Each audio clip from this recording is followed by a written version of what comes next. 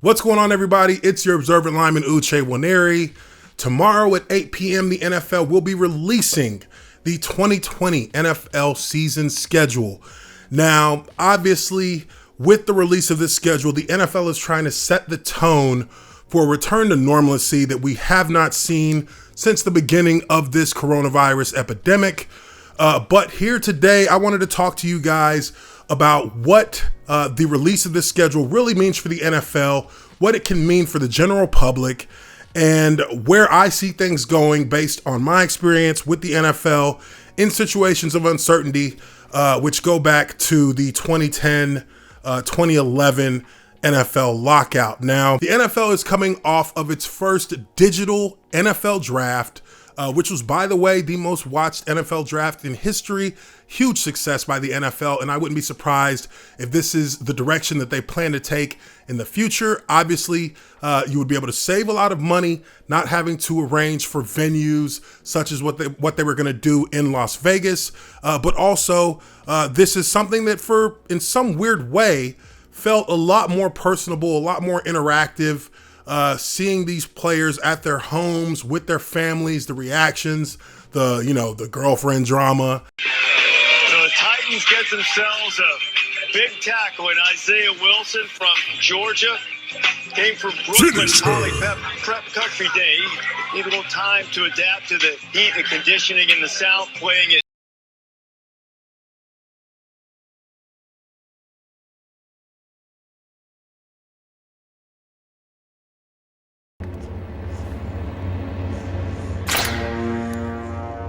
It's treason, then.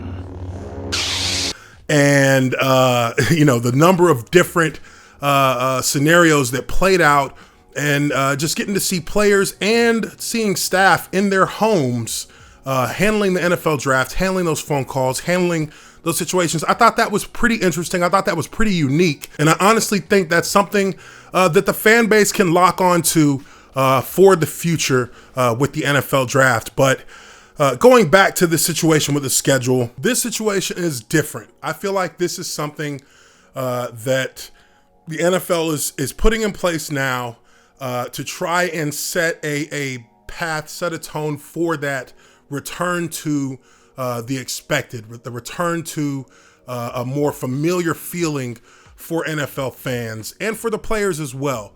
But I also caution that we got to think about some of the contingencies that the NFL may have to enact based on the obvious situation that is affecting the ability to have people in masses gathered for sporting events right now.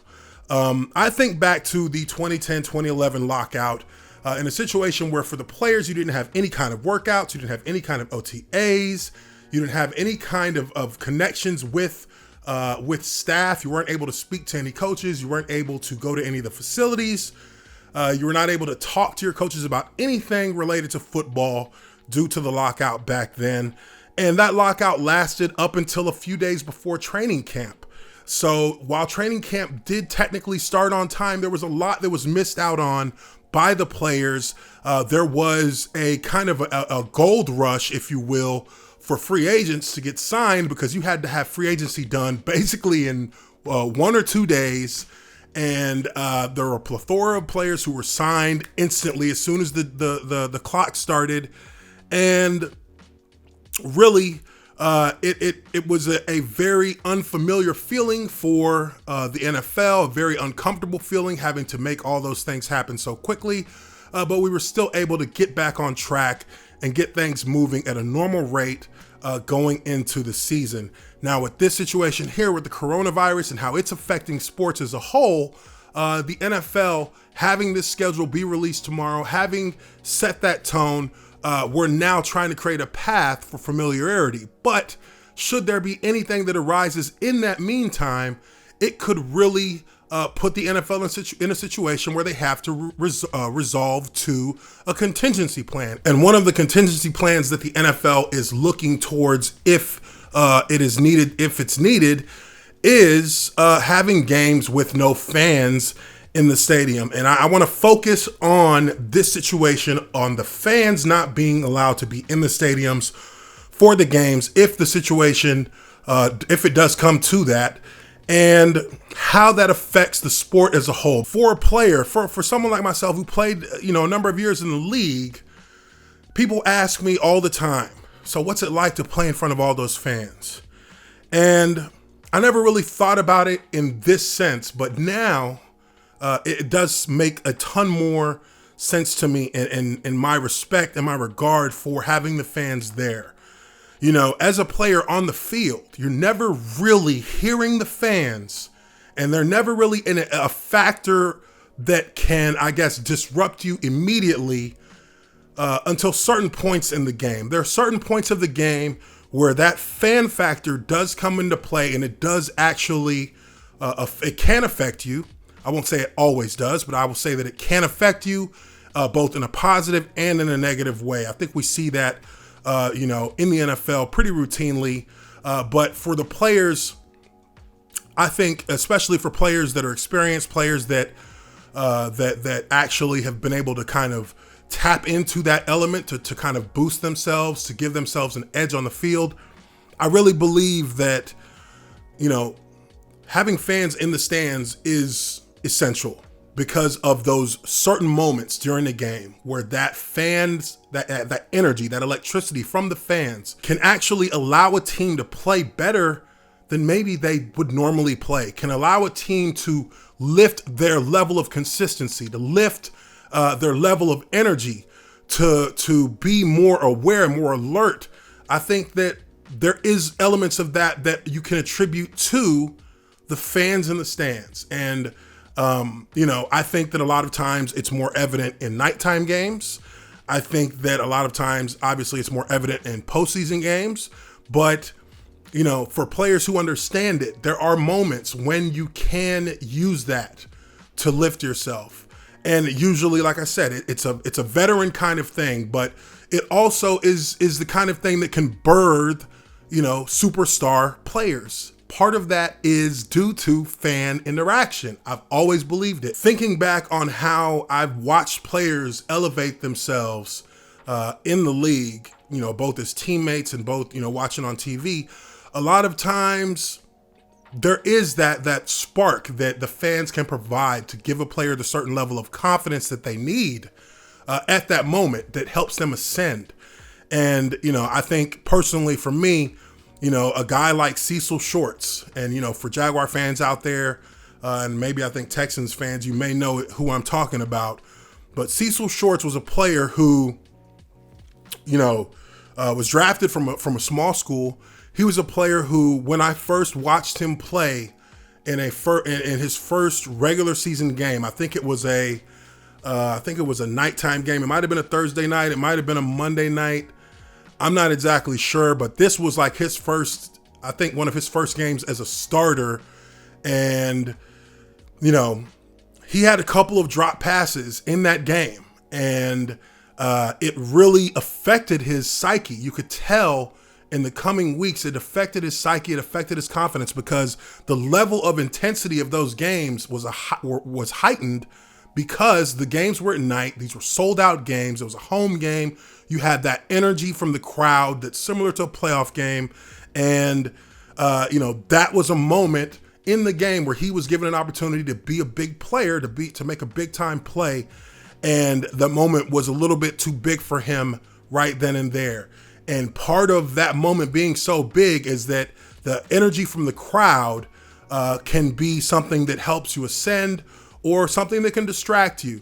And with all the things going on in that rookie's head at that time, I could totally understand how it did distract him and how it did kind of hurt his confidence not to be able to make that kind of play in front of fans that were expecting him to make that play. He was open. I was watching. But he ended up dropping the ball, and we ended up having a punt, I think, instead of getting into the red zone, being able to get close to scoring. But that was something that affected him. Now, he would go on to become a great player for the Jaguars, and a lot of that had to do with getting another opportunity at a big moment like that and making the play happen. and coming out on top, and now having that confidence. You see it all the time in the NFL where players feed off the confidence, or rather their confidence grows because they feed off that energy from the fans. That's a hard thing to replicate if you don't have fans in the stands available to cheer. It's not the same kind of atmosphere. It's not the same kind of feeling. But I feel like if the NFL has to go to one of those kind of contingency plans, it can be detrimental for the league. It can be detrimental for the fan base itself. And, it just kind of takes away from the allure of the sport. So it's not something that I would want to do. I'm sure that there are a lot of players out there who probably feel the same way. If you have to do it, obviously it's your job, you're going to do it. But it's not something that you look at and you say, oh yeah, that's an ideal situation. I don't think anybody looks at it like that. But with all that being said, I feel like back when we had the 2011 lockout, not having that big space of time in the offseason to get to know your teammates, to get refamiliarized with the playbook, to get yourself back into football shape. These are all things that affected the first 3 to 4 weeks of the NFL season, simply because players were still kind of getting themselves into shape for the season. And I don't see that being much different here. We're having basically an entire summer where you won't have teams on the field doing OTAs, doing any kind of workouts, doing any kind of team-oriented activities. And that is going to have an effect. Now, once we get into training camp, once you get into that phase of the football year, if everything goes well and we have no situations within society that deem that we have to go back into any kind of restrictive modes, then I can see the NFL being the one sport that can really make up a lot of this. The NFL actually really lucked out. They were the only league to actually finish their season right before all of this stuff hit the fan. So in a way, the NFL doesn't really have to be that worried if they end up having to postpone the season, because at the end of the day, they haven't really lost any money with moving the draft from a physical location to a digital location. They're not really going to be losing any money by not having team workouts and OTAs. And they really won't lose much money if they don't have training camp or preseason games played on time, because that is a relatively small part of the revenue that the NFL makes. Now, if they do have to go into the season and miss time in the season, obviously you're looking at about $100 million a week that will be lost by the NFL, by NFL teams. And over the course of time, 3-4 weeks, you're looking at what could potentially be billions of dollars lost just in a matter of weeks. So I think the NFL is trying to bank on not having to go that route. But I wanted to kind of give you guys my perspective on how I think that would affect the game itself, how the fan base is such a huge part of the football experience that if you lose that due to situations that are outside of our control, that can really, really, really take away from the sharpness of the sport to a certain extent, and from just the energy of the sport, as we all know. And that can be something that can lead to what can amount to a disappointing season for many when you have to go through football games from more of a digital standpoint, from a distance, than rather being able to be there on the field, in the stadium, seeing your favorite players on Sunday, Monday, and Thursday. It's just something that most people don't want to deal with. I don't want to deal with it, and I hope we don't have to. But let me know what you guys think. Leave your comments down below. Do me a favor, if you haven't already done so, hit that subscribe button and hit that like button so that my video can get boosted on the YouTube algorithm.